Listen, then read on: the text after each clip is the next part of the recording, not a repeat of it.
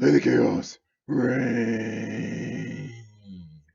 Chaos8Reign presents: Is interracial sex a weapon of white supremacy? With special guest Brandon Jones. Broadcast February the 28th, 2021. Enjoy.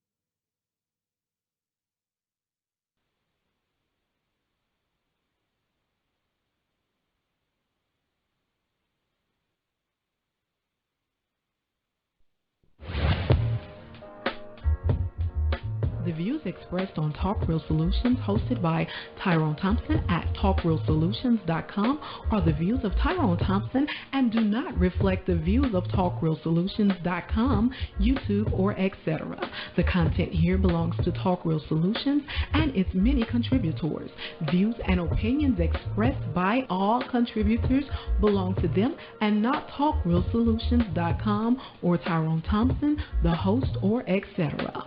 All data and information provided on the site is for informational purposes only. Talk Real Solutions makes no representations as to accuracy, completeness, correctness, suitability, or validity of any information on this site and will not be liable for any errors, omissions, or delays in this information or any losses, injuries, or damages arising from its display or use. All information is provided on an as-is basis.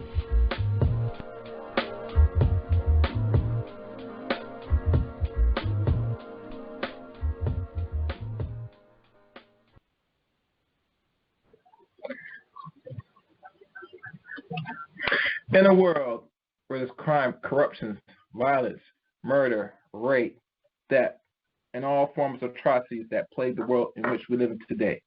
What you're witnessing, we are living in a state of chaos, and take a more greater or extreme chaos to restore the order in which world we live in today. Good evening. Good evening. Good evening. This is Chaos here. Tonight's stream, we're going to go back, take it back in some basics of what really is the intentions, the end game, the greater agenda. It's what we want to see this wicked, sick, fucking world to be in the next roughly 33 years, or I would say 32 years from now. But before I give you the details and the title of today's stream, if you'd be so kindly to go to the talkrealsolutions.com. There you'll find the latest articles, news, and information of current events that's affecting here in America and potentially abroad. On the website, also, you can give and donate to this channel. If you notice, T.R.S. Talk Real has been around for years now. I think one of the few premises of it was, and probably it still deals with today, it deals with serious issues, things that affect people in regards to politics, maybe war, love, education, all the 9 areas that y'all accustomed that not familiar with, and I think it's written by Neely Fuller Jr. But it was there based on that. But normally, this is always the necessity and always the focus throughout the years on this particular platform I reside on. Now, as you know, Chaos8Reign channel, I dove into many topics. Same with current events, things on politics, depending on the political things. And I can do a little entertainment, but really, truly, I'm more of an open book when it comes to my channel, my podcasting. I'm not really bound by one subject. If people really pay attention and listen how I use my words and how I express myself, not only on this channel, but on my own channel, you get a feel that I'm just a person that doesn't stay on one particular genre in regards to the effects of people. And I lay it out that way because I want to keep it open, broad, and delve into many subjects. And we just have these conversations and see what outcomes we get. So, that's the premise of TRS up to this point. I still carry on what I do regardless.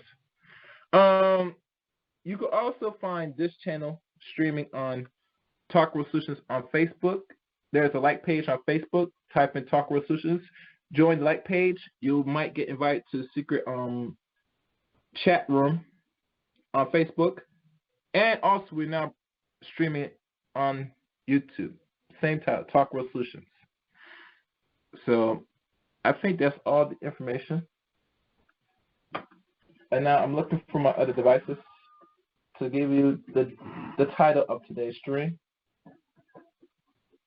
So now let me see this a little bit. Okay, good. Let's take a look. Okay. Tonight's stream and this title.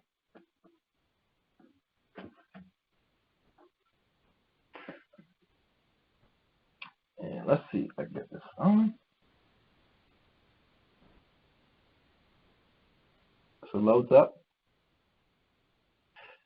Chaos8Reign presents, is interracial sex a weapon of white supremacy?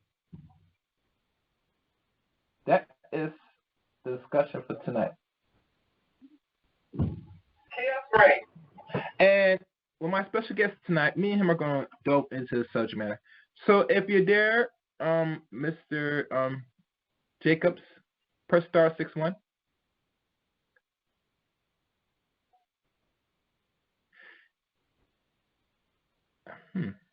Is he there? You hear me? Okay. Ooh. Okay, so as I welcome again for the third time here on Talk Real Solutions, the one and only from the Jargon Institution of Therapy and Psychology, I present to you again, Brendan Jones. I kind of butchered your last name, but Brendan Jones, you there? Yes, I am here. It's all good. You called me Mr. James last time too, but we're going to get it right, man. It's good to be here. Yeah, we're going to get it right, no matter what. I get it. I said. Yes. No worries, man. No worries at all. And thank you to, this broadcast for inviting me back for the third time. I appreciate being here. Mm-hmm. Yep. Okay. Excellent. All right, Brendan, welcome back. Before we go into this, you want to give a little quick rundown of yourself, if you may, for those who are listening or not familiar with you? Absolutely. Yes. So I'm Brendan Jones.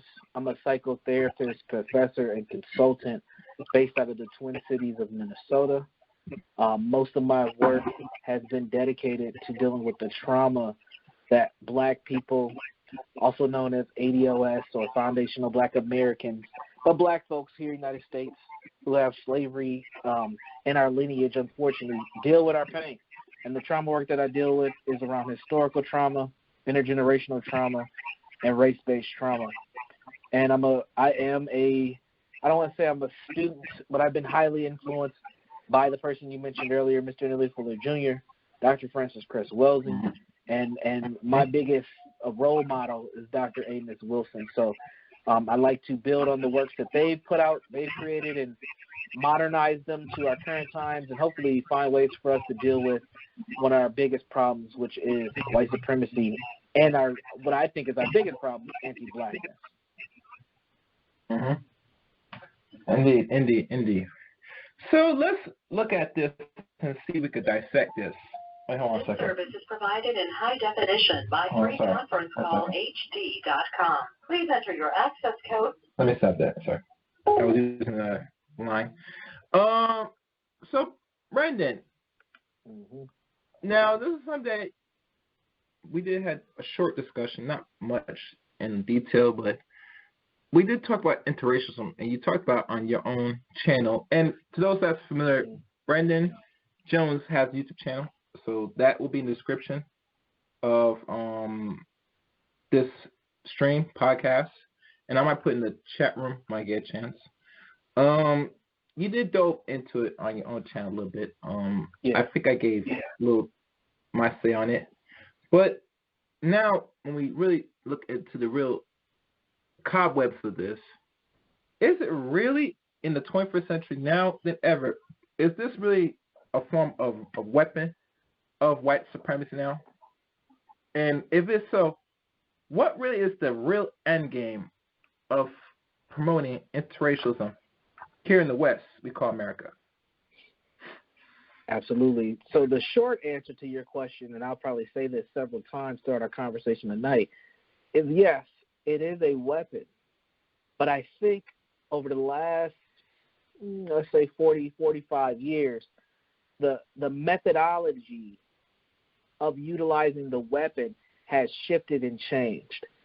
And there was a reason why for so long white folks did not want to have mixture amongst Black people and white folks. There was a reason for that.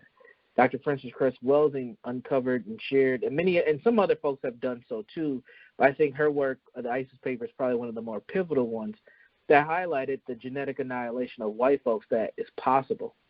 However, I believe that over the last 45 years, what we'll call the managers of society, some people call it the Illuminati, some people call it, just white supremacists in general, but I think that folks who socially engineer our society realize for white people to maintain genetically moving forward, they have to intermix with other groups.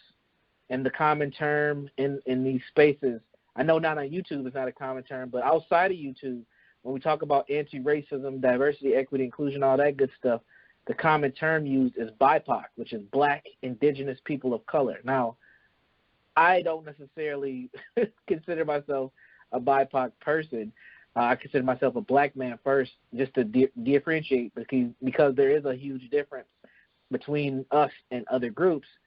But what the notion is that we're moving towards.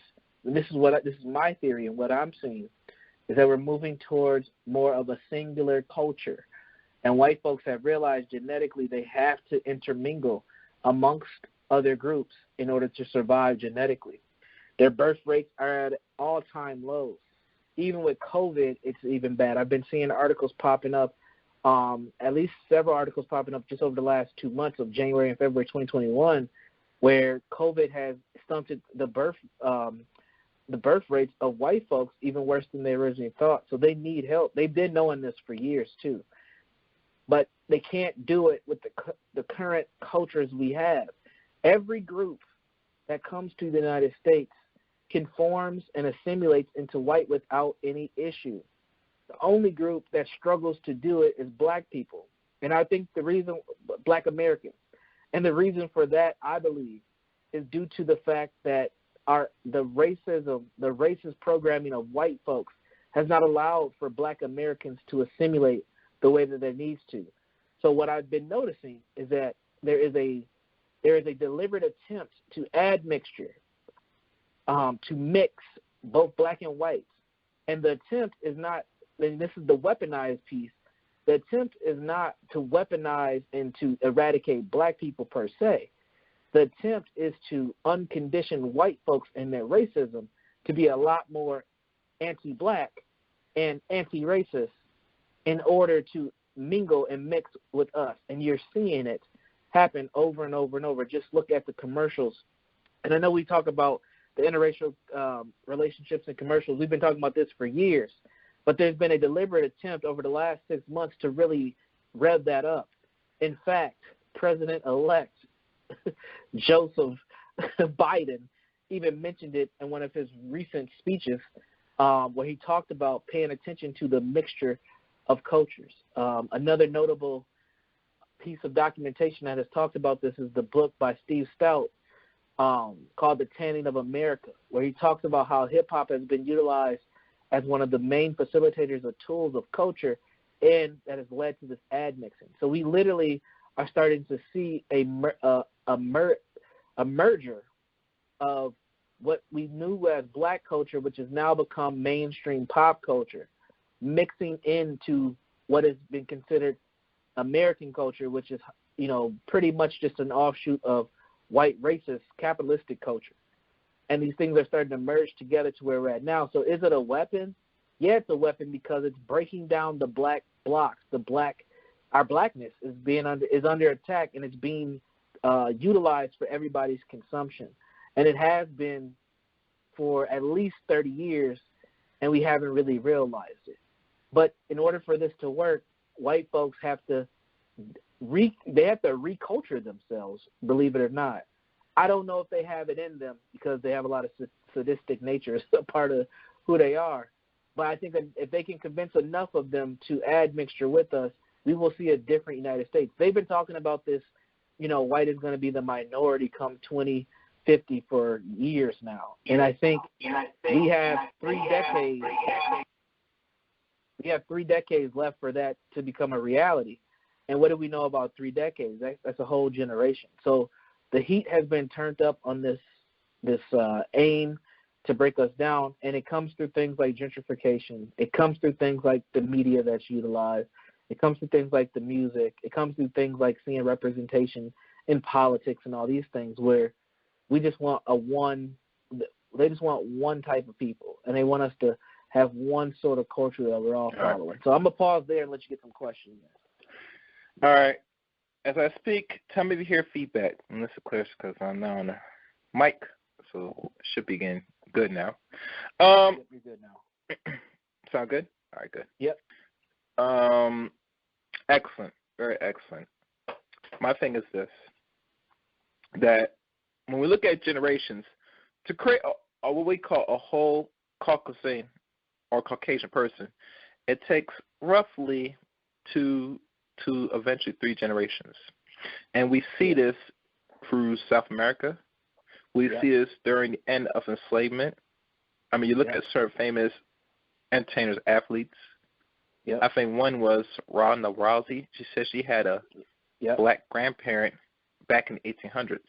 Yeah. And we look at that black grandparent is look like a mulatto. Yep.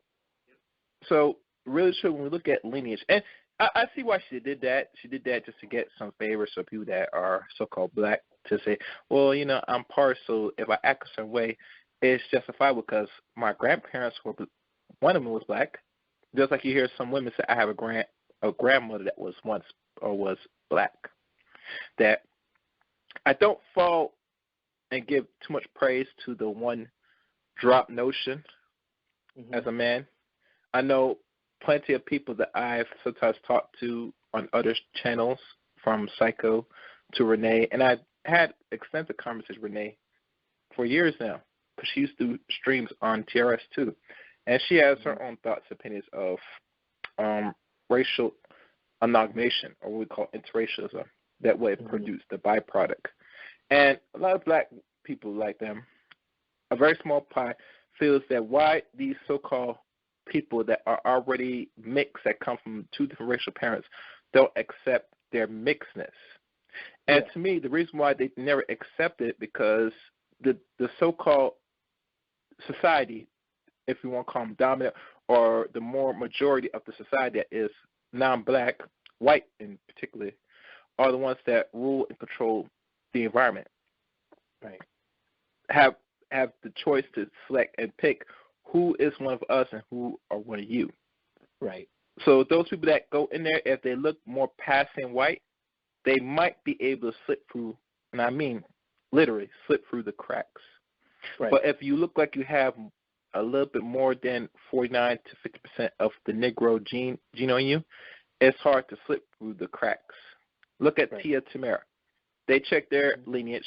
They are half white and more 49%, and the other percent is Negroid, mixture between either from the continent or any part where there's most of us blacks. So people have to understand, study your genetic line, where your bloodline is, how much percent you are in different parts of Sahara Africa, to how much other non-black bloodlines you have. On the average, most black people, when they do this DNA test, Brendan, they always want to know how much percent white they got in them, but they look like a whole black person. Right. Mm-hmm. So, really, truly, it's going to take one of these generations that's starting now, and if they're already mixed already, which we see some already mixed since the 80s, because we're around that genre, or even more from the 90s, which is the first generation that's already way last decade. Right. So now they're already in line that most likely one of your own parents, either a black woman or particularly a black man, which most black men more go out and interracial mix more than women, because, men have a little easier than women. Not that women don't choose it, but by default, it's a decision to you is somebody has to mate with you and procreate with you to make that reality. And there's going to be knock on the sisters that, yes, you could have sex. I agree, sweetie. You could have much sex you want. You could, what they call, fucking suck as much cock as you want, from black to non-black. But unless these non-black societies said to pull out the condom and say, we're going to just go ski, you're not going to produce no mixed baby. I don't care what it is. You get me? And that's the beauties of really protecting your seed. Shout out to Coach Ali. So, that's my little short dissertation. But like I said, I agree. It takes less than 2 generations. And the projection of the 2053 of what America will look like, it's going to be on boards. It looks like they are on their way, slowly but surely. So absolutely. But I'm going to point out 2 examples just to feed off of what you just said. You mentioned Tia and Tamara, who, for us who grew up during that time when they had to show sister, those were 2 girls. We was like, damn, like we was focusing in on them twins. But think about this: they're in their 40s and they both have children. But the children I want to focus on is Tamara's kids. Have you seen her children? She has 2 kids. She has a son and a daughter. Have you seen her children before? They both are twins, and I'm not sure how many kids that the one that's married to the white man have. She has 2 kids. Yep, she has 2 kids. And her sister is married to a black man that has, what, yes. 1? Yes. And there's a stark difference between how those kids look. Now, Tamara's kids, because she's the one married to the white gentleman, right? Her son can pass as white. Her son can pass as white easily. Easily. All he needs is a particular type of haircut, and he's good. The daughter looks a little more mixed, like her mama. She looks more like her mama. But the son don't. And this is what I've been saying, and this is why I've been talking more publicly about the admixture thing, because I think we're caught, especially in our pro-black circles, we're caught in 1985 listening to lectures from folks who are our founding fathers, if we want to say, and our elders, but we're caught with that same message in that time period, and we haven't fast-forwarded to where we're at today. No diss to anybody who's done any work, but you have to keep your mindset in a current time base for that stuff to even make sense. This is why I always say we have to take those concepts and the research that was done by all our elders who've done impeccable work and modernize it, because that's what everybody else does with research. As somebody who's in academia, this is why they take research studies and they replicate them over and over and over to see if they're still valid or if anything's changed. We have to do the same thing with our scholars. So when I think of things like genetic annihilation, I'm saying we have already reached that pinnacle. A black penis and a white woman does not guarantee that you're going to genetically annihilate the white.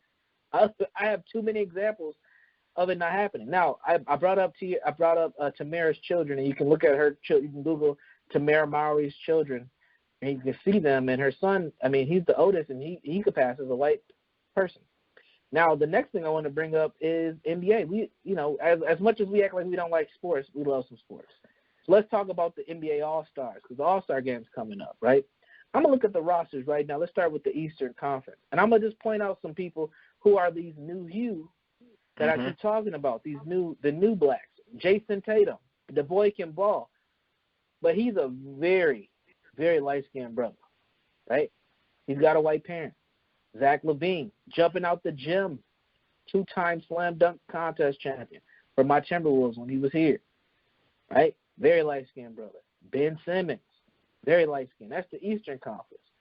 Let's hop over to the Western Conference. We got Steph Curry. Now, both of Steph Curry's parents are classified as black, but they're both extremely light-skinned, right? Yeah, they're mixed. They're mixed black. So they have not really. So they're still tampering with the black genome because they have not. Yep. One parent has not. And I don't really complain to people that are too mixed, procreating mixed, because that means you're still in the even playing field. The only thing is a question when you start going outside genetics. Right. So if Aisha Curry wasn't a mixed woman herself, and she was white, you might not see any of the blackness that Steph Curry has, because we've reached a point in time with the genetic replication over the generations that there's no guarantee that black is going to show up, and that's my point. Look at Rudy Gobert's on that team, Devin Booker's on the West.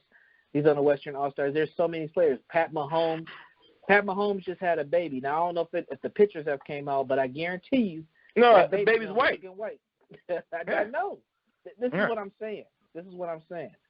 He just had a baby, and he's got a white wife or a fiance. They ain't married yet. But this is what I'm saying. We have to understand that the admixture already, it's on and popping. There's not a lot that we can do to reverse this besides doubling down with folks that are in our own racial group or going back to the continent to pretty much blacken up our genetics, if that makes any sense. We're going to have to go back to the source in order if we want to maintain our black genetics, because our genetics here in the United States are already so mixed up and mingled that at this point there's no guarantee that we can produce black unless we are reproducing with another black person. That's the only kind, and even then, it's a crapshoot. I'm black. I'm proud. I'm not the darkest skin, but I'm not light skinned. I'm kind of in the middle. My wife is darker than me. My daughter. Excellent. My daughters came up. My oldest daughter. My oldest daughter is darker than me, but she's probably a little lighter than her mom. She might be darker than her mom, actually. She might be the darkest one in the family. But my youngest daughter is light skinned. She got the same parents. My youngest daughter is lighter than me, and she's a couple of shades lighter than me. But Brendan, but they're just babies. I'm not sure how old they are in turn, but if they're like under 10, like under 7, I mean, give them time. Give it time. They will. The color. See, I know. See, that's what I respect about having these conversations with men and women, that they do care about what their children look like. And it's not fun when we have these conversations that say, especially with women, particularly, they're more focused on the color than us men on the average. Just to be fair, honest, that they always look at say how my baby's gonna come out, because my father, the man I chose is not really a dark, so I want the baby's gonna look less lighter than me. Cause I'm jet black. Because women want to adapt to the environment. They understand how harsh this environment is. The darker, the more scrutinized you're gonna get, the more punishment, the more uncertainty you are, the darker you are. Because trauma is is in us genetically. It's not just the physicality that we see constantly from media. It's something embedded in us by epigenetics. This is something that King Booker revealed in his book, Kicked Out of Heaven, Volume 1, which I recommend everybody buy and get on God 720 stores. Check it out. So, yes. So, like I said, your child got time, so don't worry about it. I won't focus on it too much. Yeah. No, I'm serious. I won't focus on it. But, but like I said, it's good that you as a man take pride in it. Most brothers, when they want to mate now, they don't really focus on it because they want somebody on their program. You hear it all the time in the manosphere, all the time. Some of them, they even complain about rights. They say, as long as women could be under my leadership and submissive, they're good with it. You get me? Yeah. And that's why they feel going to other cultures, which we'll talk about in a second, or maybe down the line during this conversation, that really truly the black man today, on the average, he's willing to sacrifice his genetics just to hope to have a better life. Period. Yep. That is and true. he does not do it with his words. You see him do it in his actions. And it's not saying that a black man of any status, really feels or thinks that, he does this in regards too much as a self-hate. He's self-hating in a point where at times that he wants to be able to attract a woman to follow him and to what he's trying to accomplish, or just to have a mate just to feel that he got something. That's the thinking on the average black man. You get me? And this goes across the board. I want ladies to understand this. Doesn't matter the economic situation. A man can make 50, 40, or even close to 6 figures. If he's searching for a mate that is cooling down and rocks and likes him, he will vibe and will not only procreate, but he will replicate something less than him. Because that pool of women really seek and want some out of this so-called black man, And I hear most women time say when most of these women, they deal with black men because of the assumption of the BBC, etc., which is possibly true.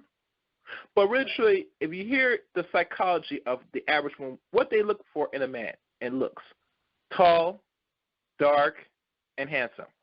Then it said tall, very fair, light skin, and handsome.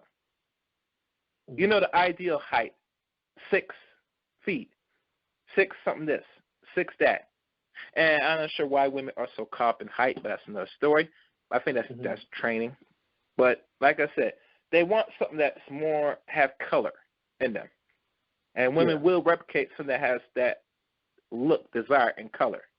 So like I said, to add on your point, again, this is what I was saying before about we have to make sure that we put things into a modern context. Tall, dark, and handsome has shifted and changed over time. When Michael Jordan came out with the hoop earring and made basketball even more of a popular sport than what it already was, he became also a sex symbol. So tall, dark, and handsome now starts to include black men with bald heads and gold earrings, right? Yeah. That's what happened. And then Wesley Snipes, and then the list goes on. But now, when the I would say the modern tall, dark, and handsome is somebody who looks like Drake. Like, women love Drake. And he's considered dark because he ain't white. The linguistics, it's important for us to understand when language, people may have the same sayings but different meanings behind them. So tall, dark, and handsome really refers to athletes and black men, period. Now, I do a lot of work with young people. When I say young people, adolescents, and I look at adolescents 13 to 25 years old. My clients 16 and older, my female clients, when I ask them about their dating preferences or, what are they dealing with in their relationships, and I ask them, well, tell me about your partner or tell me about the person you dating, they'll say, I like light skins, I like dark skins. They'll identify people by their skin complexion. But I ain't never had nobody say I like a white boy. So to them, there's levels to the light and the dark skinness that they like and that they don't like. But at the end of the day, tall, dark, and handsome is just a black male at the end of the day. And you're right that it does have to do with the ideal of black men, which is what? We are all well endowed. We are good lovers. And that has a historical trauma lineage to it, because the whole purpose of black men let me step back. The whole purpose of enslaved Africans was for physicality and sexuality. So you were brought here for your labor, to be laborers, and then also utilized as sex objects in order to create more labor. And that same functionality in society has remained true for us. They want to continue to have us as sexual beings and labor forces. But the crazy part about it is they don't really need too much of us for our labor now because we got more robots for shit now. But it's still something that we are. Our dysfunction is still part of this system to operate. So things like prisons and social workers and nonprofits, all that type of stuff. So it's still our bodies. The black body is still utilized in that manner.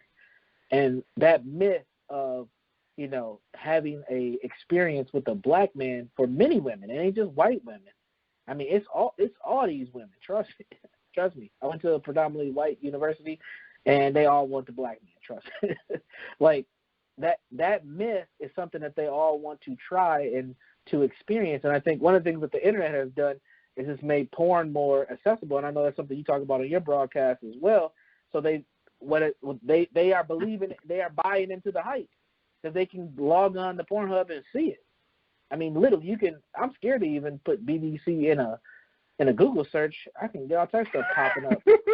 But I'm serious, man. I don't know. It ain't going to be the British Broadcasting Company that pops up. That's not what's going to happen. Because that has become such a thing that it is an actual thing now. Like this is what it is. And we have to keep in mind that is starting to spread to our women. And you're starting to see black women now be even more desired. Even knowing all the research says they're less desirable, that doesn't mean they're not being desired. I have a couple clients that are sex workers. They are OnlyFans. They turn in tricks, all that crazy stuff. And these are folks that reach out to me for help. And trust and believe, these women are getting paid well, very well, and the majority of their clientele are white men. So they'll sleep with you and have fun with you as an object, a toy, and a fantasy all day. But when it comes down to building a family, that takes a lot more effort and work on their part, and they're not necessarily there yet. But as I was saying earlier, the managers of our society are starting to push that more, and they want more of the ad mixture to take place. That's why you're seeing in all these car commercials what? Black women, white men, and kids that look like Blake Griffin and Pat Mahomes. That's why. This is why we're getting this. So there is a push for us to intermingle and mix, but they need to work on their unconditioning of their racism in order for it to work. Now, black people, we're already there. We got our issues with our black men, got our issues with our women. We'll jump ship quick. Black women, they want zaddy. I think we've had enough examples of this being proven. So we're there due to our own anti-blackness conditioning. It's not going to take that much effort for us to jump ship. It's really on the white folks to get convinced for this to even work from their standpoint. I don't know if it will. I'm scared if it does, because I don't know what that means for the black community. Well, one thing, I don't fear nothing as a man. I walk in my own faith, I work on it. I walk, nonetheless, to the environment and embrace it and try and attempt to impose it by any will, by any means, the necessary. I look at, in life, I don't walk in any form of fear of how the environment is going to shape in the next 20 years. I already seen the change already as my young adult life for the first 20 years. And I was not impressed. So seeing now what will this environment look now with the assistance of technology or third way of technology, what they call the industrial age, I like to call it the tech age, to see how this environment is really going to shape. I only see people going to change is their way of how they think and act, period. Because, as you know, people's mentality changes on the circumstance of where they live. And with technology, it only creates more narcissists, antisocial groups of people. Hell, I've listened to one particular young male, that has no connection of race, and he doesn't have the same views of racism like you and me, because he is considered Gen Z, very much mid-Gen Z. Yep. And he's not the only one. He's like, and I think he's about to turn 22 this year, but he's one of many children that we can was talk born about that. after 1994. You know, 95 through 2016 or 17, one of them, a whole generation. But the purpose I didn't mention this because they already conditioned to see themselves as one. There are a few that might understand racism depending on their parents or what they have learned and grown throughout their development in life. But the majority of a Gen Zer doesn't have the inclinations of racism. Matter of fact, they don't even see gender. Correct. Oh, you know here? They don't understand or see the concept of gender. This is not taught to them. This is how they are seeing the environment shape as we speak, people. Just now, they struck down from, I think, my good friend Dana, which I played a part on our channel, about the so-called Equality Act. How they reshaping it for catering to people that are of confusion, if I like to call it that way. Y'all get what I'm saying, confusion. So one thing the system has done is preparing and protecting more people that are two elements. One, if you're about that same-sex life, you are good in that book, in the society, the system. The other, we could probably put in maybe if you're in an interracial union, depending on which type of gender you are, male or female, you might be all right. I say you might. If you're a man, you're in an interracial relationship, you're in trouble. So keep that in mind. The system will hurt you, black man. You get me? His woman will hurt you. Too many stories I hear about these non-black women doing certain things that black men and black men have not learned yet. But they will learn. Brandon, they'll learn. And, black women, in regards to that sister that got brutally beaten by that ex-Seahawks football player, was very disgusting. But like I said, there are many channels that teach and pushing, quote unquote, leveling up. And when we hear about leveling up, they're saying getting somebody that's non-black. Right. You know what I'm saying? Get somebody that's either Caucasian, Asian, etc. And that is a form of leveling up. But when we look at the data, the average non-black person, mostly Caucasian, Asian, etc., are not even making no greater significant money like that. Right.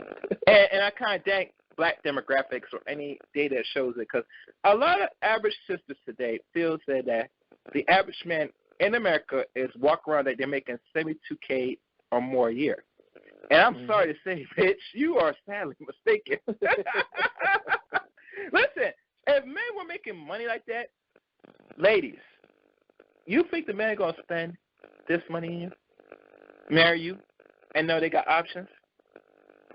Hell, if a black man was making $72K on the average in America as a whole, this Negro will love to spend his money and living up. He might think of marrying, marriage might come to this equation. But most likely, if he got that money, he could live a pretty much comfortable pump and dump lifestyle on the average. Now, I'm not saying every black man that makes that money is going to not think of marriage. No, that's not the case, Brandon, because you're a good representative. You and me, we're around a certain time frame. We still value, say we wanted to get married, have kids. You're married with kids. I myself potentially will. You know, that shows that men out here are thinking in that aspect. But once you go down the generations, it's becoming less. Very less. And because why I think it's less, because number one, there's uncertainties of not only what their finances in jeopardy as they decide to get married. That are they concerned that this woman, or you hear these dudes talking about this black bitch going to take their money? Mm-hmm. You get me? Yeah. Take everything. And I say, brother, you don't make enough for them to take anything, period. The only thing you might be concerned about is maybe some child support, and that's just rubbish, to be honest with you. Mm-hmm. Most of you dudes that's in relationships now that's not married, you're going to be paying. Yeah, you're paying one way or the other. So you might have to do it right. Yeah, child support is just a more dangerous system because they just take it. Listen, giving it and taking it feels different, but you giving it either way. Listen, bro. When I hear some dudes saying that they put themselves on child support so that they don't worry about the state taking. Mm-hmm. I say you just willingly give up and just give your check to the state. I mean, goddamn, you don't negotiate with your future baby mama or your wifey. You say, fuck it, I'm just go downstate this file and keep pushing. I mean, but listen, this is where we at as a people right now. Yeah. That tells me nothing you expect out the fuck. You just want to sit there and say, I don't want no headache deal with. She don't want to deal with me. She said, she leave me, all that stuff is over. So screw it. I don't want nothing to do with her or the future child. I just go get paid my money and keep pushing. And which a lot of women don't understand.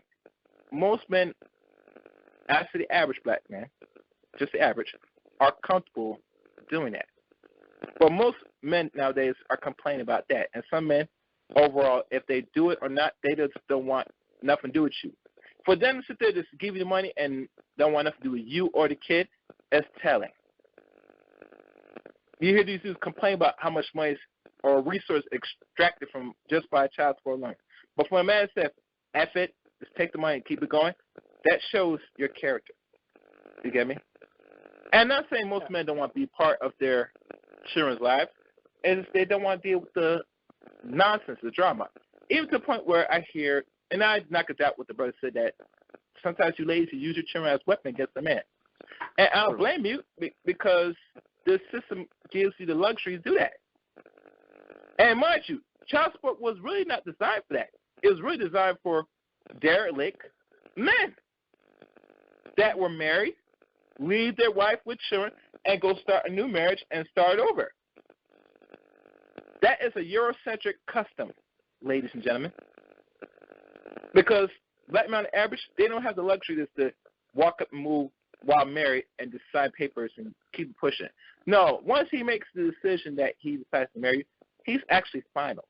The only thing he'll do is probably go and have a side chick, and sometimes, ladies, you might not know about it. But for a man to sit there, file paperwork, it's the same goes. It is really cheaper to keep her. And most men, either if they have the money to do it, they're not going to go out the way and divorce.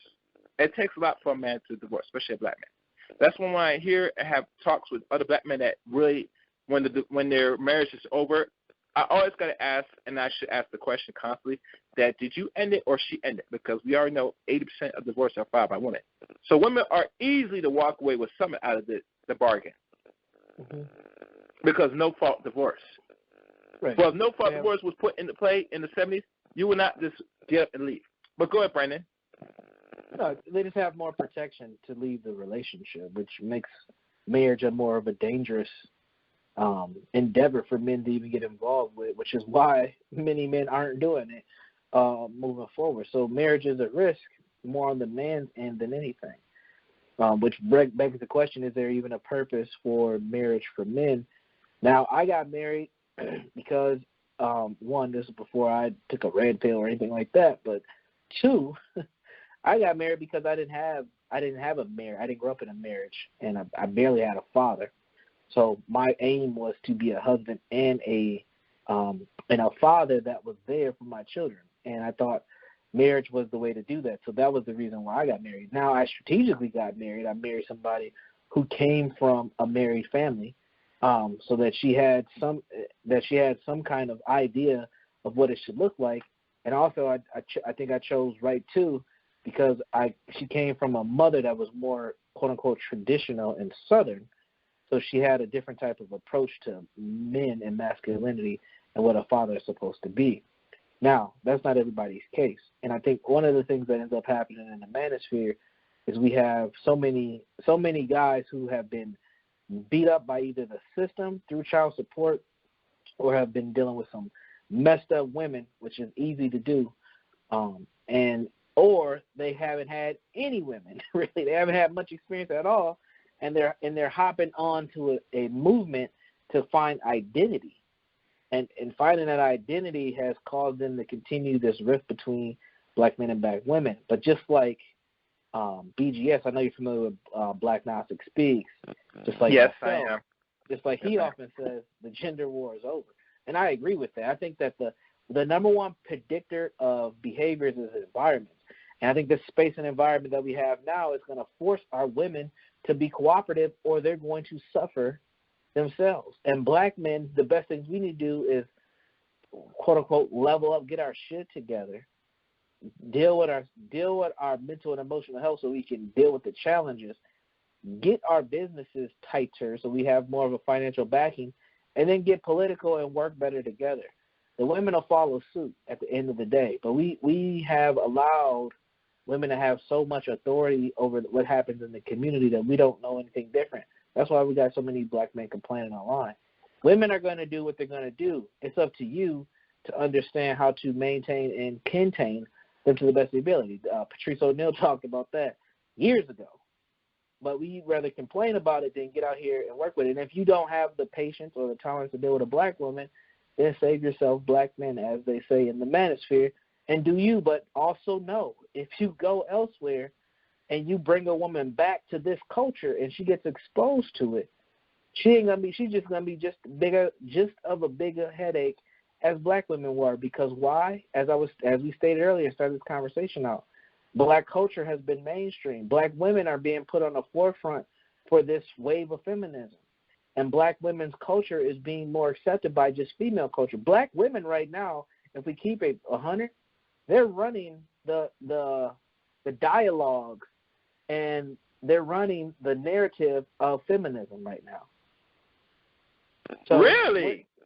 Is this true? Yeah. Really? I think so. Okay. In academia, look, I'm in academia. This is where the stuff starts.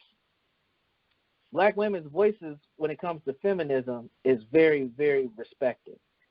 And then feminism is being how do I say this?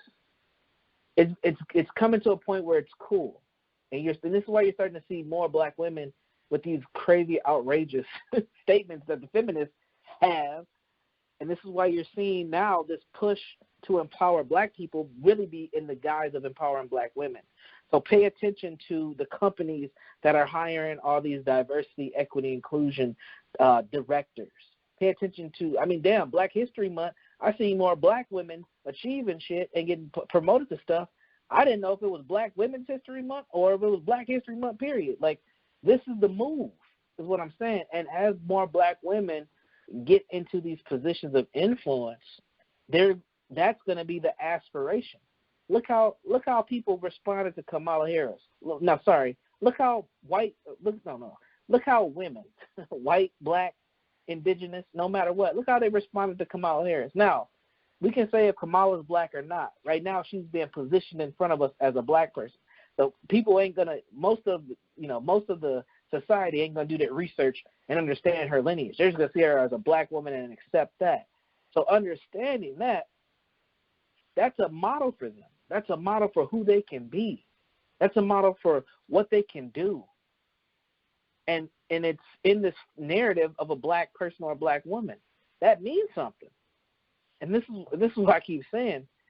You can go ahead and think you're gonna get another type of woman if you want. You still have to fight culture. So unless you plan on getting you a non-black American woman and staying outside the United States, then you can mold and shift her the way you want. But if you're going to be here in the U.S., she's going to get exposed to this crazy-ass culture we have, so you're going to have to figure out a way to manifest and finesse your situation so that you can have a household that ain't crazy. So I'll pause right there. All right. And let me give the call number for tonight's show. The call number for tonight's show is 712-770-4160. The access code is 977-194#. I repeat, 712-770-4160. The access code 977-194#. Tonight's subject, T.R.S. presents is interracial sex a weapon of white supremacy? I see one caller. Let me open his line. All right, caller, open your line. Who's this? Miss Lady, can I ask you, I've been listening, there's a lot of noise in the phone. Right now? Yeah. Do you hear it? It's like at times you go in and out, and then I hung up because I couldn't hear. Now it stopped. The static stopped. But for some reason, off and on, there's a lot of noise. But anyway, who is your guest tonight, Gary? I didn't hear from the beginning. My name is Brandon. Welcome. Greetings. Hello, Brandon. And can I ask you, you're putting out And Miss Lady, do you still hear the static? No, it's gone right now. All right, thank you. All right, continue. Can I ask you, what are your qualifications? Because you're really putting out, and I guess this is your opinion only, but do you have any statistics or any, professional publications or research that you can cite regarding, because you've had some really generalized kind of statements, which I disagree with many of them. Some I agree with, and many of them I disagree with. Well, before you delve in that, Brendan, can you lay out the disagreements first? Then Brendan could probably answer, potentially. Okay. Oh, gosh. One is that black men, if they want to get a non-black woman, they could go to another country and go get a woman from there to, quote unquote, shape and mold her the way he wants her to be. Now, you're talking about going to another man's culture that he has built to get one of his women. Yeah. That I unless you're a pedophile, she's going to be an adult woman, right? She's going to be part of their culture, we're not talking right? about anyone. Yeah, I'm talking about adults.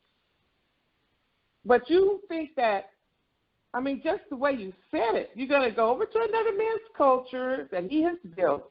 She has been raised in her culture so that you can go, a black man from here can go and shape and mold her. I mean, I would assume this woman's going to be an adult so that the man wouldn't be a pedophile. So so to think that you can go to another man's country, get one of his women, he's built up his culture, right? His women are that way because they have created that for their people. You're going to go and infiltrate over there and think you can snatch one of their women, grown women, to shape and mold her the way you think she should be? That's just the most bizarre. It is bizarre. I agree. Perspective. Okay. Secondly, hold on. Let's take them one by one because I don't want to lose any points, and I want to make sure that I respect what you're asking and I answer it. Is that cool? Cool.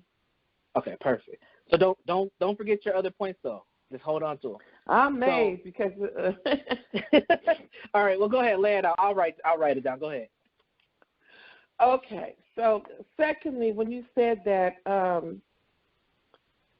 I agree with you. Okay, so about the interracial thing really being pushed. I mean, it's been wrapping up over the past 5 years.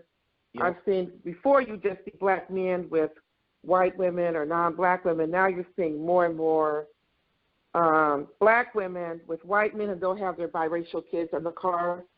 Or you'll see a lot of biracial children in a lot of commercials now.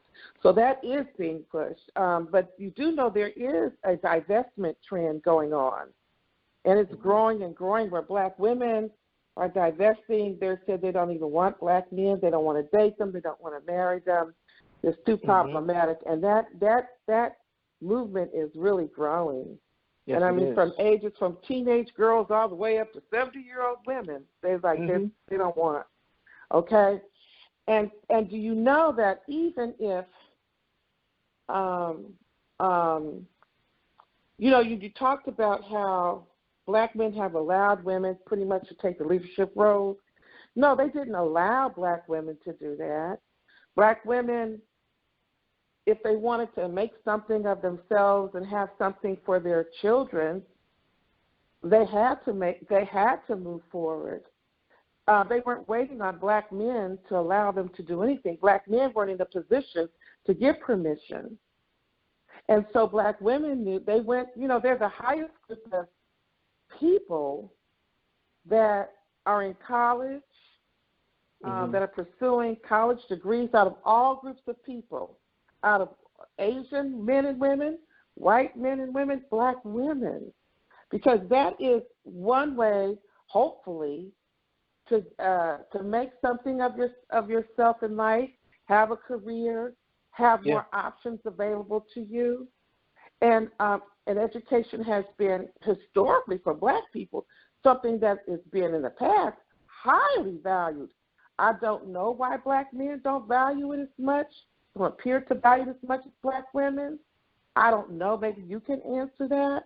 But black women, men haven't allowed, given permission. Black women picked up the bull by the horns because there was no man to do it and move forward. And so they're in a position to get jobs and to get opportunities because they've taken on the debt of going to school, the discipline of going to school, the perseverance of graduating. They gave up a lot to get that degree. Some have graduate degrees. Some have law degrees. Some have MDs. Some have JDs, MBAs. They did that. That took a lot of work and energy and money and time that you can never get back. So they're deserving. Yeah. Miss Lady, can you hear me? Okay, so, but I do agree with you. Wait, can anybody hear me? I want to say one last thing. Yeah, hold on, okay, Hello. The caller has the highest rate of divorce of couples are between black men and white women, and the lowest rate of divorce of all couples are white men and black women. In fact, it's a lower rate of divorce with black women and white men than it is with black women and black men. Yeah. There's reason for that, but go ahead, Brandon. See if you can answer her. We know that, but I'm just stating facts and statistics. Yeah, and so we get you, Miss Lady. Go ahead, Brandon. I'm just saying that I did agree with a lot of other stuff that he said, but I just wanted to put it out there. Nobody's in the position to give anybody. Nobody has the authority to give black women permission. Black men don't have the authority to give black women permission to go to school and make something of themselves. Can I stop you there, lady? Yes. This lady. Yes. Now I'm not sure how old you are, but let's entertain permission. Since our existence here in the soil, that there is any stopping of anybody doing anything, black men and black women, to what they want to accomplish in regards to schooling and education. Was there any stop 50 years ago, 60 years ago? Well, 70 years ago? You'd be surprised. Yes, there were individuals. I remember talking to an older black woman. She was still her 25, 30 years later, she worked as a secretary for 2 black attorneys, and she was really smart. And they wanted her to go to school. They were going to mentor her. They wanted her to become an attorney and work with them. And do you know her husband, who was a janitor, and she loved him, they had children, she was young, he refused to allow her to do it. Back then, women didn't go against their husbands. And what decade was this? She was like, this was years ago. Like she said, and she was still hurt to her heart, like 30 years after the fact, 35 years later, and the way, the pain, you could see the hurt and disappointment because her husband refused to let her do it. Okay. Well, my answer to that, and this will prove another point, and Brendan, you could probably give an answer to this. And I see 2 other people. I'm going to open your lines a second, people, that black people in this country always worked. Now, in regards to quality education, whether it was presented to them or not, all that was solely given, and it started opening more doors during the 60s. So where position black men or black women in regards to education, we can conclude that women by default always will be going to school and getting degrees. It's just a fact. Most men, they don't really go to school for degrees. They're usually more active with their hands or what they want to do now. You get me? Now you see some groups of black people now, men, are just as graduate as much as college like anybody else. Now, depending on the jobs they can get or attain, that's another story. That's not the show. But the purpose of this discussion is that no one's stopping anybody to do anything.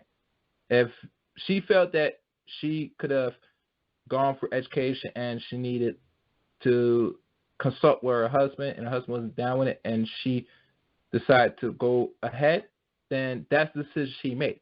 I ain't going to knock her. I ain't going to chastise her, but it is what it is. Now today, most average black people, because they have access to education, they can go to school, get degrees, nothing stopping them. So I don't know why black people say Phil said back then that it was worse and bad. Back then, it was hard and worse while you were working. But now because of integration, a lot of doors were more open for you to get access to certain things in this country, but you're not going to get into the pot of wealth in this country. And that's the end game.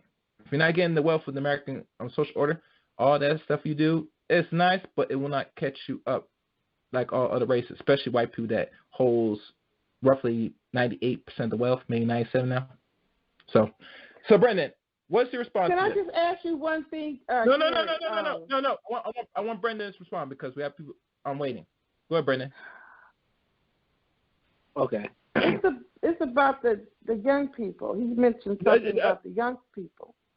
The Miss Lady, can Brendan speak? Because I got lines waiting. Let him speak, and then I will go back to you. Thank you. Yeah. Appreciate it. Yeah, I want to address your points too. I don't want a bunch of women calling, getting on me because I want to make sure that you understand because you said that you didn't catch the beginning. So you asked about credentials. I have 2 master's degrees. My first one's in community psychology.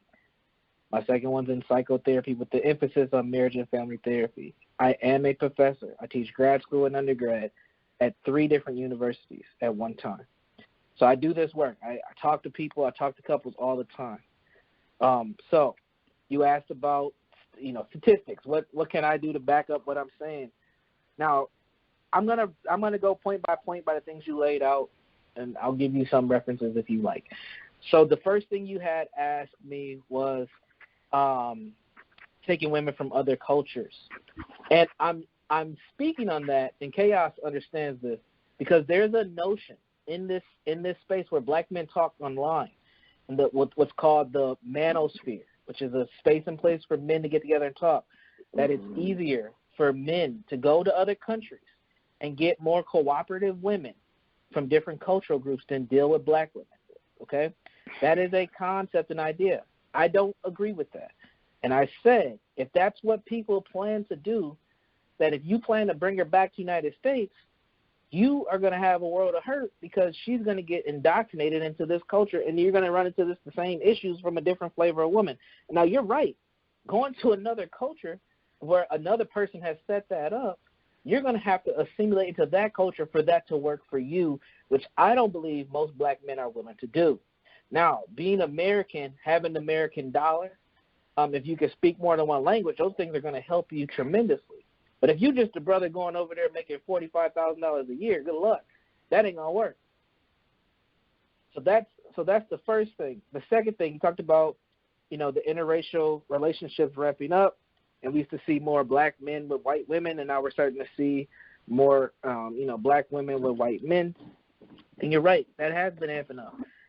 We've had the whole swirler movement where we've encouraged black women to go ahead and get them a white man. But that's a slow ramp up. And what's taking place today, and what I was talking about, is a theory.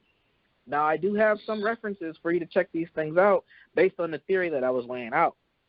Is I think that this is taking place because white folks are at a place where they can't replace themselves genetically, so they have to mix in. I'm looking at an article right now from the Brookings Institute. It says the coming COVID-19 baby burst, and it's been updated. The last time it was updated was December 17th, 2020, and they're talking about they're saying there was already issues with white people replacing themselves, but due to COVID, they're expecting between 300,000 to 500,000 fewer births in 2021 due to the pandemic. So white folks are not spreading their seed, and they're not conceiving to replace themselves, and it's leading to this space and place. They already have genetic issues they already have fertilization issues as it is. So it's leading to this place. If they don't replace themselves, they might not be here long term. So they have to intermix with people who have better fertilization for them to maintain some type of sense of being. That's what I was talking about there, and that's why I think we're starting to see this rev up. You talked about black women being allowed to lead. I'm just going point by point. Now, I said that because you're right. It's funny because when you said black men haven't allowed, you were kind of pretty much summarizing what I was saying. You answered what I was going to say. It wasn't the fact that we had a power dynamic over them. It's the fact that we haven't been present and handling our business as a collective. So black women had to step up, and we've already had a matriarchal structure that was put in place throughout slavery and kind of continued on throughout this time period. But black men have not organized from a political standpoint to even have control over the community as we once did. And we've always had the support of black women, and Chaos is right. Black women have always worked. But at the same time, when black men stopped working because our jobs went overseas due to globalization, and black men didn't have to go to school because you can drop out in the 8th grade and get a job at a factory and support your family and the second family you created. That's why we got the Johnsons in two different towns and stuff like that. That was okay. You could do that. But once globalization happened and we shift economic standpoints from a industry to a social service type of workspace, what ended up happening is black people, we always say what? We're the last to get hired and the first to get fired. Where does that come from? That comes from us losing our jobs during globalization and not getting them back. So now you got a whole generation of black men who ain't finished high school but was making a living wage. They're not making those wages anymore. Then you throw drugs into the community, and now you have a new industry. And then you have the advent of hip-hop, which popularized making quick and fast money. Now, we've always had quick and fast money. People used to run numbers and stuff like that. But the selling of drugs and making it popular, and that became the new standard for what a black man was supposed to be, that changed the dynamic in the community. So, yeah, black women stepped up, but there have also been policies that have helped black women step up and go to school. So you're right, and there's additional context that needs to be added. Now, some of this ain't done deliberately. It ain't like black women was just like, you know what, the hell with black men, we about to take over. That's not what happened. Black women made the best out of what they could, given what they had. And I completely understand that as someone who has a black mom who took care of 3 boys. I get it. And then the last thing you talked about, and I kind of answered this already, was the black men kind of valuing education. Yeah, there is a different disposition out there for education, and I think that collectively as black men, we have not set up apprenticeships or we have not set up mentoring programs that guide black men into specific fields so that we take education a little bit serious. We do, as a community, have to do better at educating our children from a point of intentionality for what we want our children to be. And unfortunately, so many of us have been disconnected from the educational institutions that we just tell our kids to get good grades so you can get a good job, but that doesn't reign true anymore in 2021. You have to be a lot more smarter because you're not just competing with other ethnic groups, you're competing with robots. I'll pause there so we can get some other callers in. Thank you. And I'm on the line for other callers right now. Next caller. Hello? Who's this? Hi, this is Adawa. The brother. All right, stay right there, Lady Adawa. Lady Adawa, 1 second. Let me open one more line. All right. Caller, open line. Who's this? All right. What's going on, Gary? Jay. Okay, good. All right, Lady Adawa, you can speak.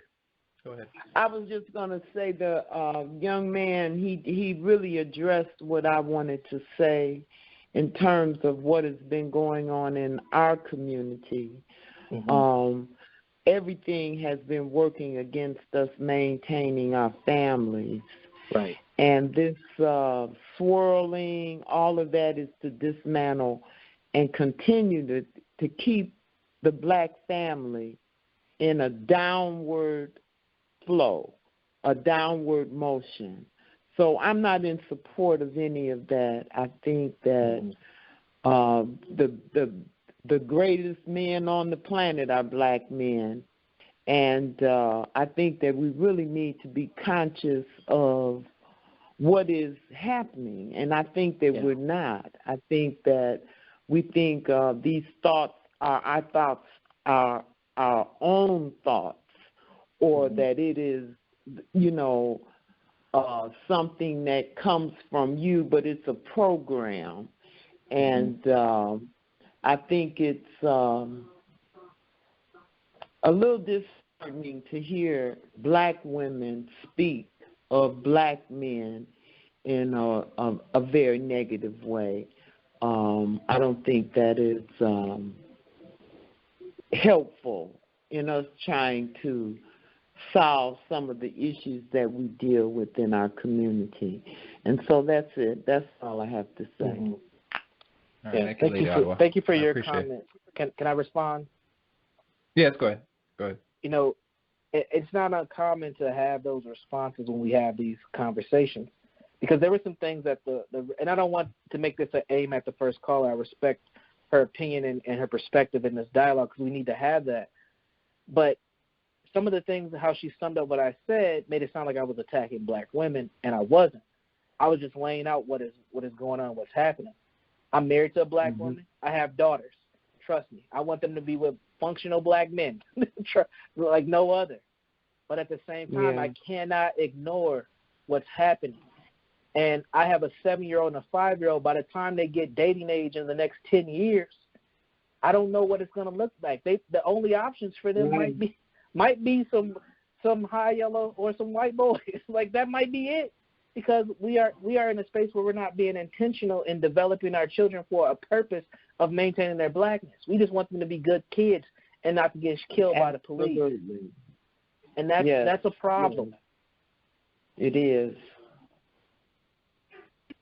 Mm-hmm.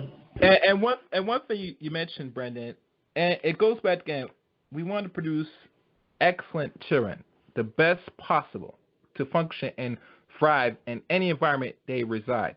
We don't want no mediocre type children that will become mediocre people or mediocre adults. As we know, most black people, we always expect and want better. And a lot of us, we have to do what we have to do to not only make that a reality in our own household, but potentially, guide our children enough to really pick, select properly. And that will take effort on both parents, especially you and your wife or any black couple. You get me? But, Jay, you there? You have any questions for Brendan? Well, kind of almost of a comment. Okay. So I mean, what I see anyway, like, my black African American family members, most of them are with black African American women, right? But there's some that's with different women of different race, and I'm talking specifically the men. Most of my friends, right, they're with black African American women. But there is a portion that are not looking or caring if their black African American or not. They're caring about attraction, physical. They're looking at what they have in common, if they can connect, and if they have, I guess, similar views on certain stuff. If you want to say they, hobbies and things like that, things that they can connect on. So, again, there's a portion of those brothers and some sisters, but I'm speaking specifically black men, black African-American men, not from the Caribbean or none of that shit. I'm talking about my black African-American family. So that's now, right? And we're talking about 30s, 40s, 50s, just more around there. Now, let's talk about this, what's going on right now, 2021. I see a lot of the young people in their 20s, all right, specifically 20s and down, are more in the interracial realm. They're not, again, they're in that mindset of the small portion of older people that I know, or people around my age, not too far from my age, that don't look at, the lineage specifically. I mean, there's a portion of, again, that it just happens, I guess, natural, if you want to say, but there's a portion, again, of older people my age that they don't give a fuck about all that. You know what I'm saying? And then you have the younger people that have, a lot of them have that mindset. They're not just saying, now, I'm talking about more Americanized. Even foreigners that are coming from other countries, that are coming here, they're mixing in. If you're traditional, most likely you're going to go into your own race, your own cultural background. But what I see more than ever in this time that we're speaking, right, in the past 10, 20 years, is that because of various things, with the internet also included, if you want to say commercials or whatever. But the point is that there is more interaction with different races, couples, and things like that. Now, what I would just close out on my end is, I agree with the brother, your guest, that in 30 years, things is going to be different. Look, white people that want to preserve their whiteness, which it doesn't even make sense, because if you're talking about preserve your white color, that's one thing. If we're going to talk about culture, that's something different. We got to look at that too and say, well, we got to be clear. Are we going to talk about, a lot of people are clear here. Say, I'm talking about preserving my black African-American heritage. That's one thing. There's some people that don't care about that. As long as you black, the color black or any color, they don't care if you come from the Caribbean or none of that, right? But white people, they have this mindset of preserving whiteness. But what do you mean by that? Because a lot of these white people are not finding their ethnic background for the most part. Some of them do. When you talk about, I want to preserve my whiteness, what are you talking about? You want to preserve the color? You want to talk about ethnic background? Because you got Polish, you got Italian, Irish, this, that, the other. So my point is, moving forward in this time, what I see more than anything is that they have not been able to control that. The elders, maybe, that now have kids are on the internet. They're interacting. They're going to college. They're traveling. They're into the music. Culture is different. Yes, hip-hop has a lot to do with it. You could look at it as a double-edged sword. It could be a good thing because it has united a lot of people that will probably be in war right now. It hasn't stopped all wars, but hip-hop culture has done a lot of great things and employed a lot of people, in so many different levels, right? So I'm just saying you could look at it bad too, and all the negative stuff that you can take out of it. But my point is that we're living in a time that there's going to be more mixing than ever, and I don't think we can control that now. You're going to have portion, pockets of people that say, I want to preserve my culture, my heritage, and we're not, we're going to deal this way. But we just got to look at history. Look at what's happened over the years. Look at the people that lived, the ancient people, all these different tribes that are, some of them are still in the Amazon, in the jungles of Africa, and it's a small portion that are still, if you want to say originally, from the same roots, if you want to say, that it hasn't jumped out of, nobody left the town and met with other nationalities and backgrounds and mixed in. You have small portions of that, but it's become smaller, if anything, with, again, with this international internet stuff, people, communicating on a different level as time has progressed. So, yeah, I mean, and I'm with whatever the person feels is best for them and their family. You do what you want to do. If you want to preserve your culture, even white people, you want to preserve your shit, well, but be clear.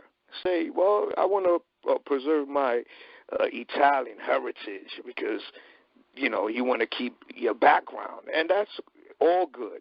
Do what you do as best for you and your family. Just don't promote hate. That's all. I'll leave it there, brother. Good conversation. And all right, good thank show, you, Gary. Jay. All right, brother. Thank you, Jay. Thank you, Jay. I don't know if you want to say anything and respond because somebody did raise their hand. Brendan? Yeah, I'll make it quick so we get another caller in before we wrap up for tonight. But, I think Jay added some great context. And the number one export we have in this country, besides our military and our dollar, is our information. And there's no better information channel than hip-hop music. I mean, that's been the thing that has, if you want to say united us, that's been the thing that has continued to push American culture across the world. I think it used to be Christianity, but now we can say it's hip hop at this point, where it pushes this narrative of get money, have weapons, have women, and maintain yourself. Like that's literally what the ultimate messages are, and that's what happens. And people strive for it. They believe in it. They believe in the triumph and all that from our music, and and unfortunately, it's connected us outside and inside of the country.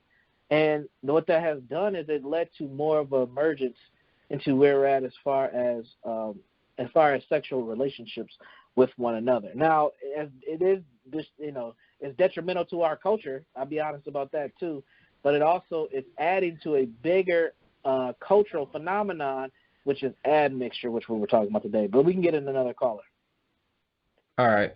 Let me see who else raised their hand. There's another caller. Come on. Caller? Open line. Who's this? Gary, I hung up because it was so much static when Sister Ada was talking. I heard 2 sentences, and that was it. Okay. So I'm hoping no she'll questions. call back in and continue to with what she was saying. It was really bad. Yeah, she already speaked. She's good. We heard her loud and clear. Did you hear her? Because I couldn't understand it. Yeah. But we want to keep moving on because Brandon has a certain timetable. Miss Lady. Okay. So if any other questions or you just want to come back in. Wanted to say about he was talking about these I guess millennials. Is that what they are? The young people that don't see race. Well, they'll find out because there'll be enough. No, actually, it's not millennials. It's actually Gen What are Zs. they? Yeah, Gen Z. behind it.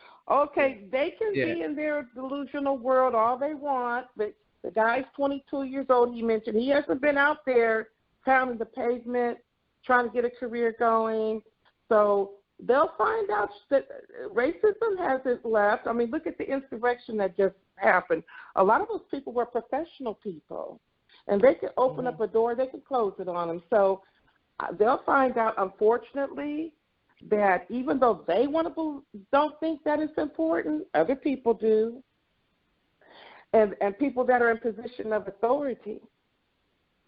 So I think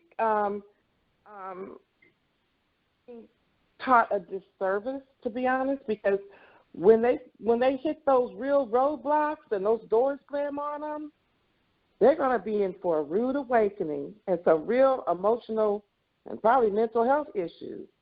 Right. Yep. Which is why I do the work that I do, because you're right.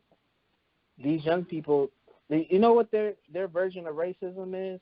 It's police brutality and these public lynchings that we see of black people. That's what they think racism is. They don't realize it's how they're zoned in their housing, or when their streets can get plowed if they live in states where there's snow, or who can go to what school, or who's making decisions on their school board. They don't see the institutional version of racism. What they think of racism is just police. And the people who run the societies understand that, and they're going to utilize that. So when you see F-12 spray painted on buildings all throughout summer 2020, that's focused, because now your concept for racism is limited. And we can continue to insult you and abuse you without you even realizing it. Like Joe Biden hopping on the Breakfast Club, one of our popular, shows, saying, if you don't vote for me, you ain't black. That's an insult. Right. Nobody black should have voted for him, period, after he said that. But we've lost a sense of self-respect, and we've also have not taught our kids what real racism is, if we even know ourselves. So it's up to us to not just let racism slap these Gen Zs in the face, but we ought to also prepare them to understand what racism is, how it works, and how do we combat it if we want to have, as Jay said when he was on the line, an actual black culture. Because was it smacks them in the face when they get 22 years old after they done went to college and graduated or whatever? It's too late. They caught in the matrix at that point. Mm-hmm. And just one last thing, everybody don't have to go to school and get a formal education to make it. I mean, there's skills. We still need electricians, painters, contractors. Listen, I talked to a handsy lady recently. She said it's been so busy she can't even stop. Everybody she knows is so busy. Contractors, construction people, handy people. Because of this COVID, people are at home and they're getting their houses fixed up. They didn't have time before. They were too busy working and busy. And now get this fixed, get this fixed. She said everybody she knows is exceptionally busy. Yep. And so there's still skills that are needed. They need painters. They need people to put in windows, repair porches. Roofers, all of that's needed. And guess what? And they need people, quote unquote, of color to come and take those positions. I said this already on the call. I teach grad school and I teach undergrad. The undergrad I teach is on the community college level. And they are begging black folks to come in, black males and women to come into these programs for little to nothing, get these certifications. But since we haven't conditioned our kids that those are valuable traits to have, skills to have, to build society, they don't want to do that. It's not sexy enough. It's not fun. So they're going to go get a communications degree so they can be on ESPN and the Breakfast Club and be a new talking head. They don't want to be the plumbers. They don't want to be the electricians. Exactly. That's not going to happen. I mean, if it is, I'm going to say this. Let me say this. They want to be the next Joe Budden and start a podcast. They don't want to be the electrician. It's too hard. But no. Let me say this. Hold on. Let me get this out the way. It's gonna come to a point in our existence right now, if we gonna get anything, that when resources already dried up, and there's only certain opportunity that people are not filling, black boys and girls that will become young black men, young black women, will have what we call no choice. It's a pipe dream to talk about you want to be a next podcaster. And I tell people honest, podcast ain't easy. I'm just letting people know right now. I've been doing this shit for going on 6 years now. And it's already struggle rate transfers from here and YouTube. So don't get me wrong, people have the potential and they might get somewhere. But if your only end game is just to do this, to do basketball, football in the 21st century, you might as well just prepare that 6 foot deep grave and drop in it. People don't understand. Black people don't understand you are being marketed out. And now the bigger industries now. Yeah. Do I have to go into the movie, what they call Judas? The man that played Fred Hampton is not even a born black man from America. He's from England, African. Like do I have to go down a list? Listen, hold on. Do I have to go down a list of people that know that you're being priced out and you're not even going to get these type of jobs if you don't build nothing for yourself right now? Yeah. It's getting bad right now to the point, and I have to say this, that if they are projecting that it's going to be more of a brownie of America, and we already seeing most black people that's in those major industries, that the face and the complexion is getting lighter and lighter, there is not much room left for the average black person, depending on what generation they are, that come from two black parents and hoping that they're going to get a position. The only way you're going to probably secure those positions, you're going to have to bend down and let somebody screw you in your butthole. If you're a black man. And we already hear stories about that. Most black men that try to get in these industries, they're going to have to sacrifice their booty hole. And you as a woman, you might have to engage in some licky behaviors overall if you're not careful. They're not going to force it. They're going to make it hard for you. Oh, no, let me let this out. I want to be the bad guy tonight. Hold on. Let me do this. One second. I'm being the bad guy tonight, man. I'm getting into this. Yeah, you are, Gary. Yeah, hold on, man. I gotta do this. And I'll make a point when you're ready on what you're saying. Too. Yeah, the reason I'm saying this right now, to be the bad guy tonight, is to be honest and simple that your existence, like Amos Will said, is uncertain as a race. Right. You forgot that the dinosaurs were just a myth or a legend that either they exist or not. They came and gone. Same thing with the so-called red man, the Native American, which now they got his or her reparations. But if you look at the complexion of the Native American now, that they're not even red people. They're mostly white, disguised, say they got little Cherokee blood bullshit, getting reparations. They were eventually bleached out. Do you, black man, black woman, want to be bleached out in America in the next 30 years? Or I could be fair, the next 50 years, because it takes a little longer than 2053 to make that reality. I give it another extra 20 years after that. The decision is yours at the end of the day.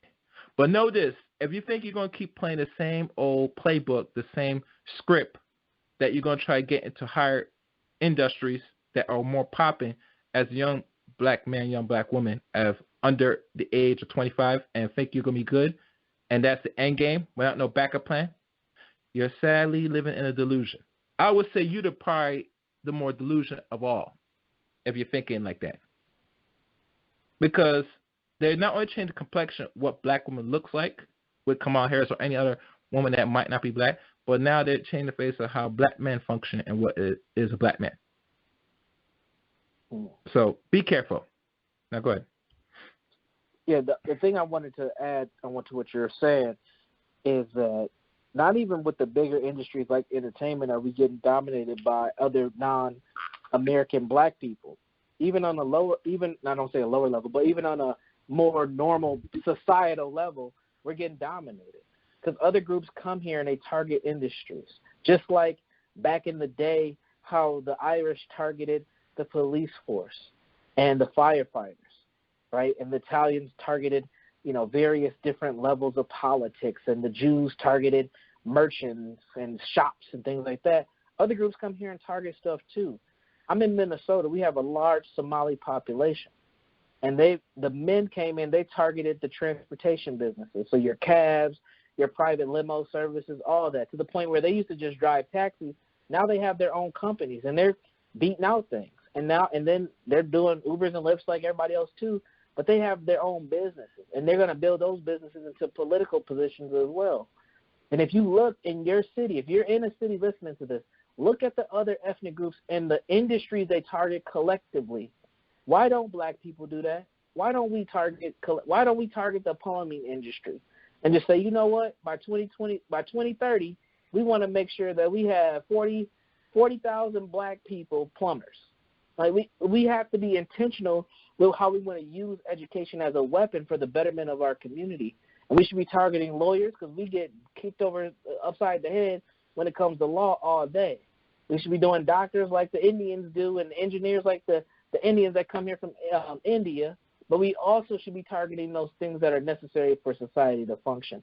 And as I said, as someone who's on that level of community college, I teach undergrad community college psychology courses. My black students come few and far between. But the ones that do come, they come prepared and ready. And when they meet me, I give them an extra boost of motivation to keep going even further. But we have to make sure that we're being intentional and supporting our young people so that they can be in these industries. And we need to target industries. Teachers, everything that needs something, we need to target it. There's so much scholarship money that's aimed for us that doesn't get utilized because we don't know about it. We need to get into these systems and utilize them for our betterment. And then we'll really see how racist the society is once we start getting our stuff together, because then they'll be forced to not be so covert with the racism and be more overt. And on that, I'm going to pause. I'm going to have to roll out here in a moment. Is there any other questions? Yes. Let me think of any other last few questions. I think we covered mostly every question. I would say the one question that also came to my mind, and this will be the off-topic question now, because we cleared the interracial part. Now, I know Miss Lady asked about the women and their choices and black men holding back. I don't really believe or succumb to anybody being held back, period. No one's putting a gun to black women in the decision what they make with their own pussies and what they do with it. I'm not a pussy watch person. But I tell most ladies, if you tread on the other side, know that, the men that already decide they're not going to really do much if you make your decisions, you better live by that. One thing I will add on, that this one particular, I guess, YouTuber was teaching women how to get a bag, level up, is found to be a criminal and might do some time in jail. But she had the mindset and attention to a lot of women in our community for the last 2.5 years. And even she could not bag that so-called millionaire non-black man or black man. So if it was a joke in the game to her and she is found to do criminal acts amongst other black women in regards to selling a pipe dream, what holds the future to a lot of sisters moving forward? I'll tell you, ladies, only a few black women today in America will be able to swirl and get a very much decent man that's making good money, either black or non-black. And it's not a big pool because they say the average percentage is like less than 12% of men that may make six figures, while the other rest of Americans are average at best. So, and I'm not sure if you know what I'm talking about, Brendan. If you want me to tell the name of the YouTuber. Yes. But you get my point. But the point I'm mentioning is because a lot of women feel that they're going to go over their side and be successful. And I said, you might, but the quality man you get is no different from this black man. You might get a commitment from these non-black men, but when I look at the quality of men you deal with on the average, it's not really subpar when I look at it, especially if you're talking about you want to attain a bag or level up. If you're going to level up, make sure it's level up big. But the higher the resource the man, or just a man that's doing well, the more strict stipulation he adds on his woman. You got to understand, non-black men expect not only submission, but expect fit women. You don't see them always ask when they say their ideal mate, they want a woman that is almost close to pushing 200 pounds and almost weigh more than them to put a ring on it. That's not the thinking of the average non-black man. They're going to make sure you keep your body and tell you better keep it right or tight. And you better keep your attitude clean. If not, he will walk out on you. And if he marries you, he has no problem signing those papers. And that's why I feel with the black man's position today, we need to do a lot better. But in regards to getting mates, Brendan, that's not an issue for the average black man, depending if he's geeky or, average or above average. because other women watch how we're developed in this culture in America, or just in general, and they know that we have a certain matriarchal thinking and training.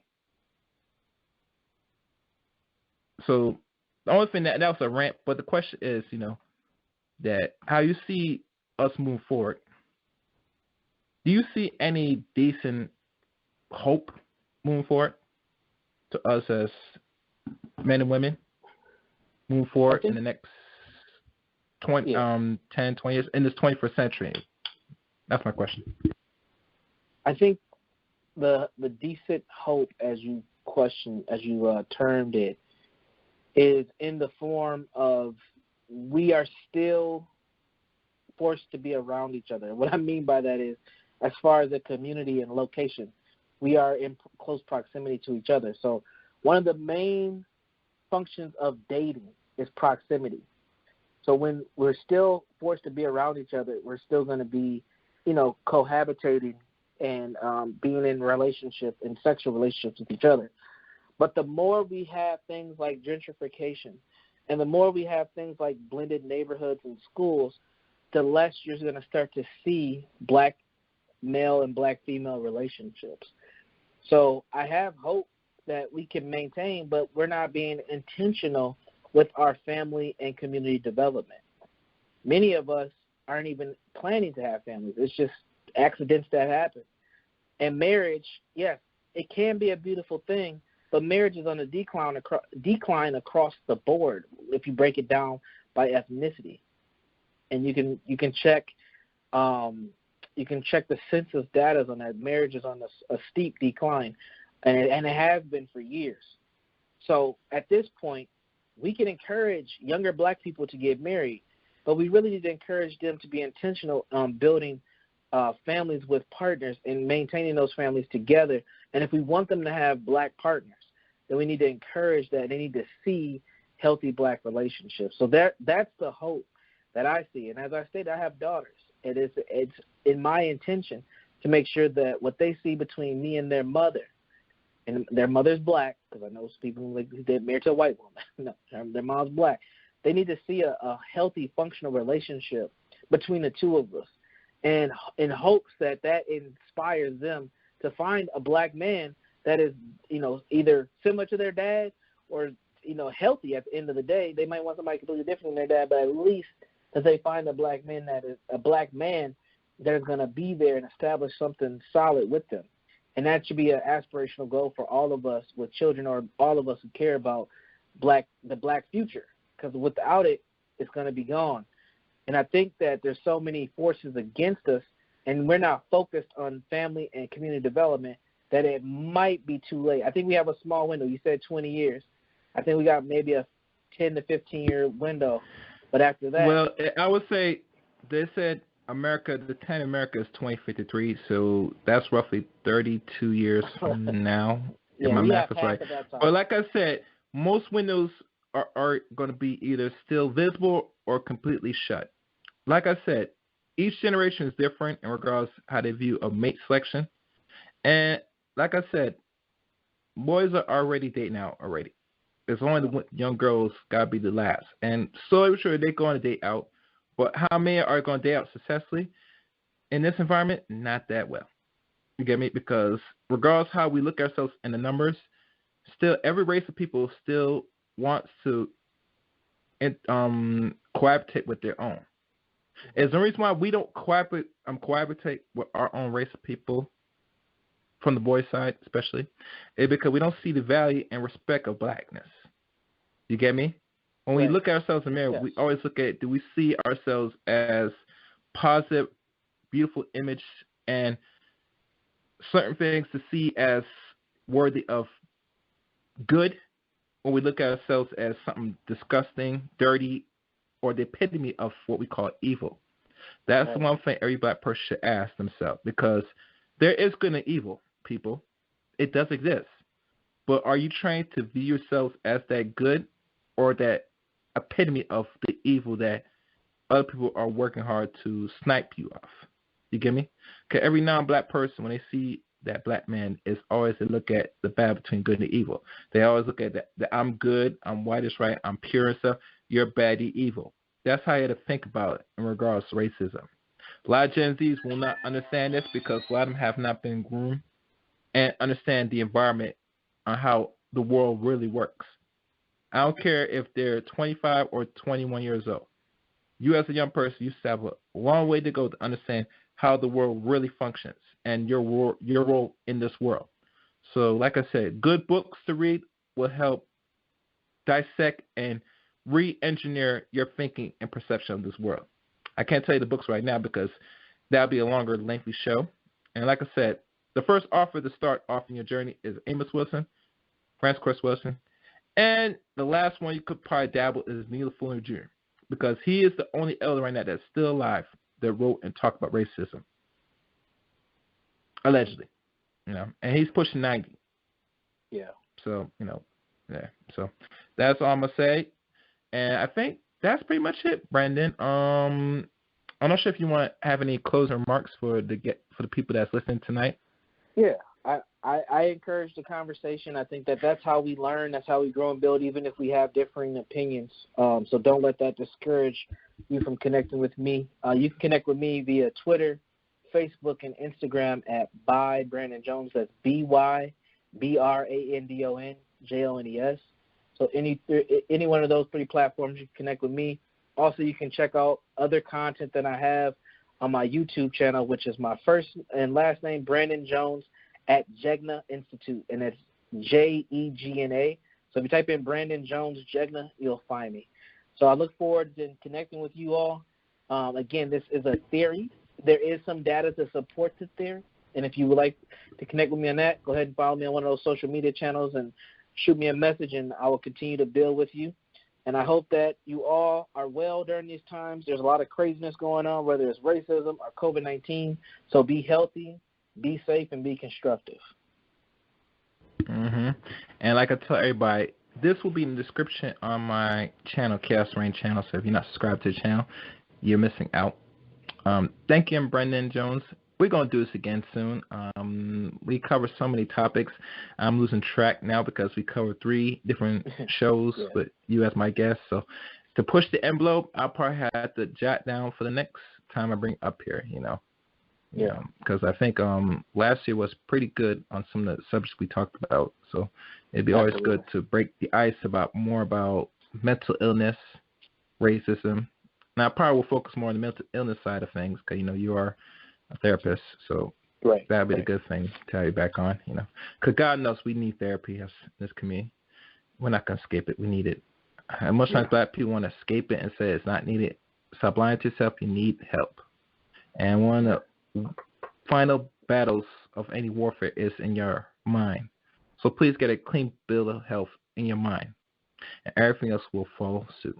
So thank you, Brendan, for coming on. We'll look forward to talk again soon. All right, brother. All right. Peace, everybody.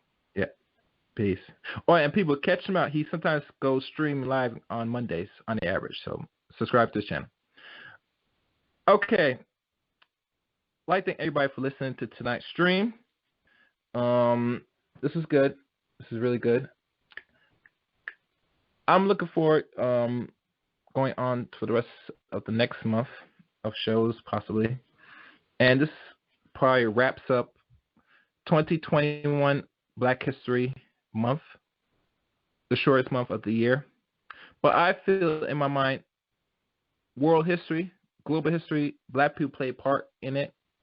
So to condense it into just 1 month of our existence here in the West of America, I think is disingenuous, and it's a slap to the face to a lot of Black people.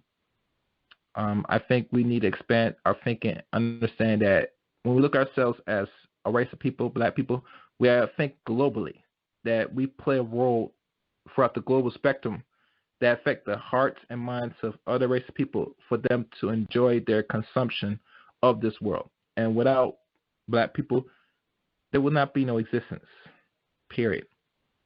And that's all I will say. Thank you for listening to today's stream. Be looking forward for the next podcast, next live stream. If you're not subscribed to Chaos8Reign YouTube channel, don't be hesitant. Hit that red button and hit that top bell on Chaos8Reign channel. Until next time, take care and good night. Thank you again for listening to another broadcast. And like always, comment, subscribe, and like this video. Follow me on Facebook, Erick Reign, and follow me on Twitter at Chaos8Reign7. Thank you for listening again. And until next time, let the chaos reign!